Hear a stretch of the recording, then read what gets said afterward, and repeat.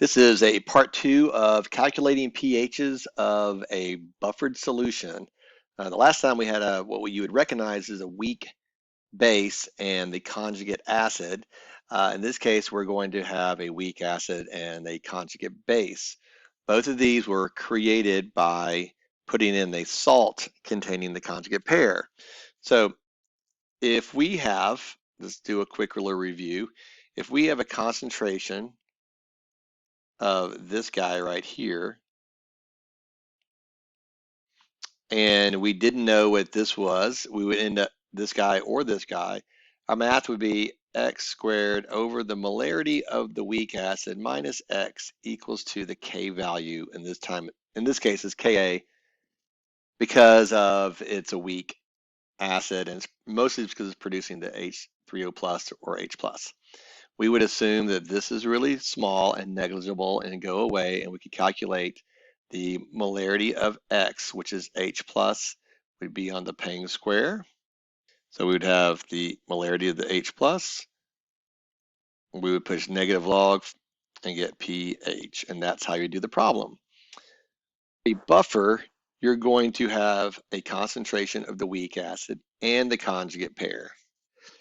Once you figure out how much you have of each of these, in other words, the molarity of each, you won't know the concentration of this one.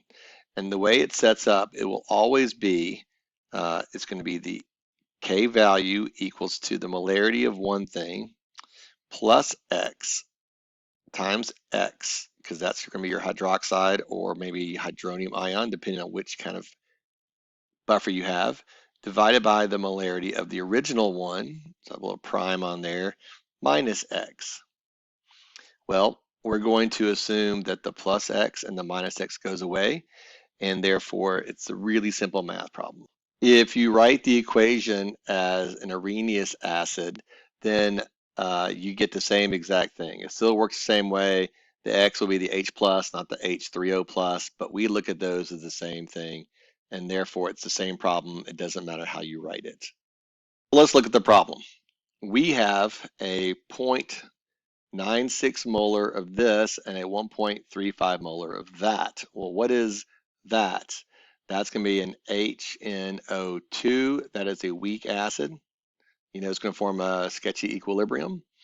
Now the NaOH will separate into Na plus and NO2 minus because it's a salt. Salts are ionic compounds formed from neutralization reactions. Typically, you can think of them as just ionic compounds. What will the sodium ion do? Nothing, because it comes from a strong acid. Also, if you had K plus, Li plus, these would also do nothing. So we can view them as a way to get the negative ion in. So we're going to put that over here. We're going to have this dissociate into the H plus and the NO2 minus. We're going to have an equilibrium expression of Ka equals to H plus in square brackets times NO2 minus in square brackets over HNO2. Since we assume that there is initially no hydrogen ions in this problem they're giving us, then we can write an ice baby, ding, ding, ding, ding, ding, ding, because it's going to shift to the right. So let's rewrite this so we have all the different chemicals in place, all the concentrations with a little ice. Initial change in at equilibrium. We know we're looking for equilibrium concentrations to solve the problem. Initially, this is going to be a 1.35 molar, and this is going to be a 0.96 molar.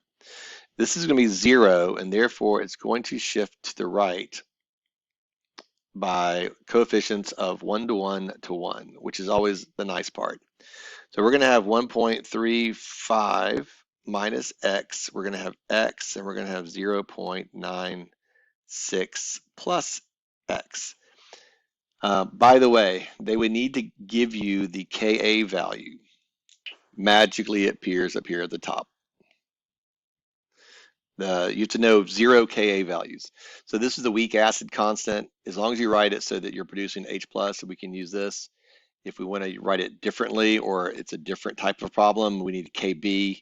We would divide the Kw, which is 10 to the minus 14, by this Ka value to get the Kb value of this. All that said, we don't need to do that. We should not do that in this equation. So let's write an expression for this. 7.2 times 10 to the minus 4 equals to x times, I should say that one, times 0.96, and then the plus x will be ignored because it's really small.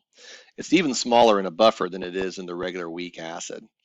And then divided by the equilibrium concentration of the weak acid, 1.35, and then technically minus x, but the minus x goes away.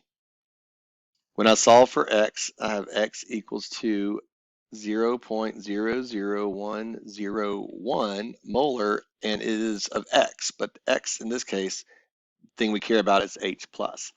That means we're on the Peng square. We take the negative log of that number right there, and therefore we get the pH, and it's going to be essentially 3.00. I got 2.994. So this is the pH of a buffered solution in which you have a weak acid and the conjugate base.